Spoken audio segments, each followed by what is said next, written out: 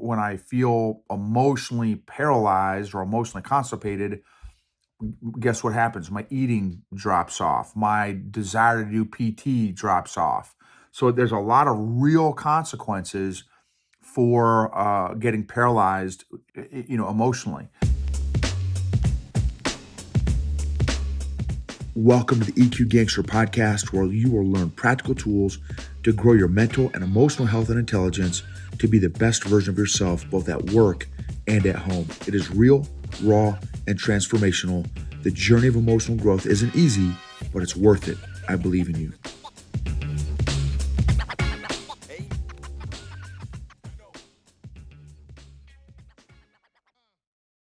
EQ Gangsters, what is going on?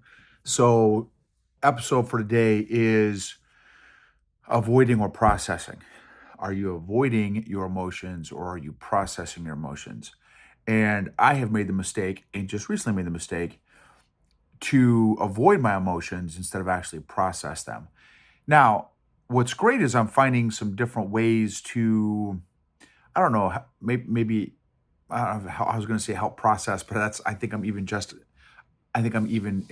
rationalizing avoiding or finding creative ways to avoid processing.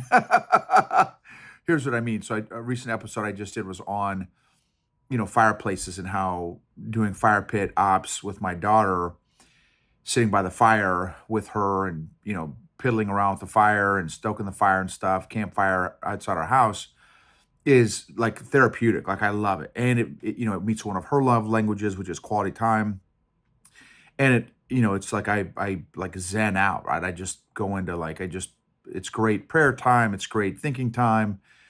And so that's been awesome. Another thing too that is great is shooting. Like for me, I love going shooting and just going to the range.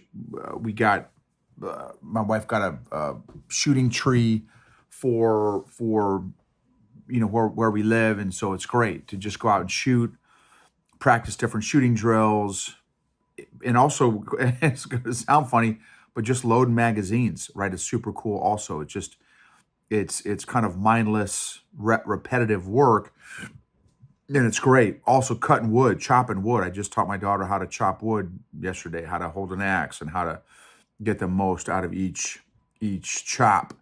And again, some of you guys are like, dude, really? Like that sounds lame. It's I don't know what it is, man. I love chopping wood.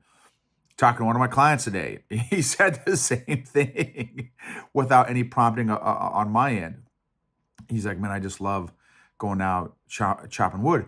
And so, but I guess here's the thing.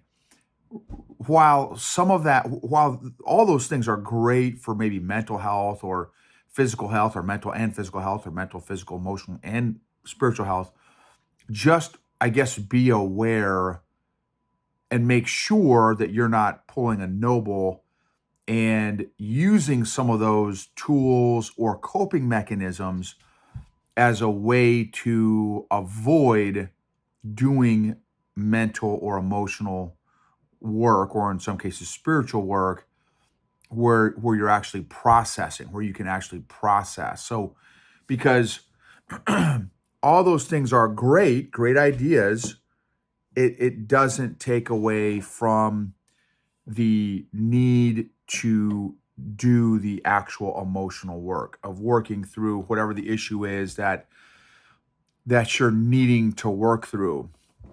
I think another dynamic it's been for me is that I've been avoiding is, again, man, I thought I was further along in this journey of like strategic stuff, big strategic decision making. So far, I have failed miserably the last couple, well, I could argue the last few months, maybe even the last let's say 3 months, 3 months plus or minus. I've just been failing miserably, man. It's strategic thinking, strategic stuff. There's some strategic decisions that have to be made. And for some reason, man, I just completely get emotionally constipated and it like paralyzes me. And I thought I was further along in that area of my growth and development. Clearly I am not. And so I got to figure out what's going on there. I've got to spend time, make time to figure out, why do strategic decisions and strategic thinking, why does it paralyze me? Like, it like legit paralyzes me. And which leads to other stuff, right? So when I feel emotionally paralyzed or emotionally constipated, guess what happens? My eating drops off. My desire to do PT drops off. So there's a lot of real consequences for getting paralyzed emotionally.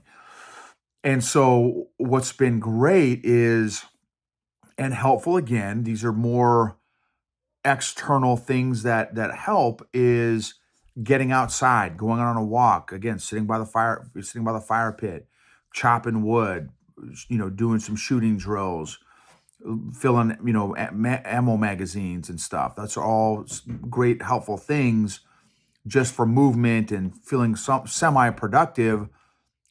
At the end of the day, I still have to make time to process and figure out what is causing me to get emotionally constipated, and work through that, so that I'm not just avoiding and doing things that are, that quote unquote feel good and are semi-productive. I mean, working out and lifting and walking and, doing reflection, like one of my previous episodes. Those are all great things. Those are all great things. None of it's a bad stuff, but it can become negative or bad if that's all I'm doing, and I'm not making the time to actually process the different issues that I'm working on or working through. So, how about you? Are you really good at, when an emotional, I call it pop-up target, when an emotional pop-up target pops up, are you good at addressing and identifying and addressing, acknowledging, processing, managing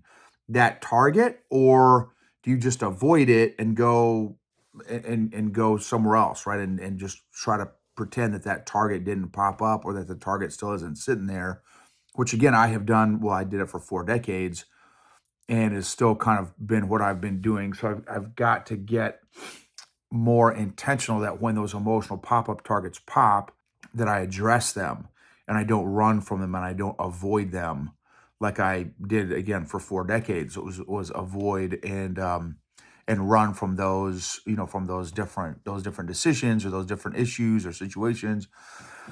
And so anyway, so that's the thought. So for you guys, like, how are you consistent at addressing stuff, addressing the emotional pop-up targets as they pop up, or could you be more consistent? And then if you are consistent, how effective are you at addressing those emotional pop-up targets? Are you good at it? Like, you have your emotional process of how you process emotions, or do you need to get better at it? Do you need to get more effective?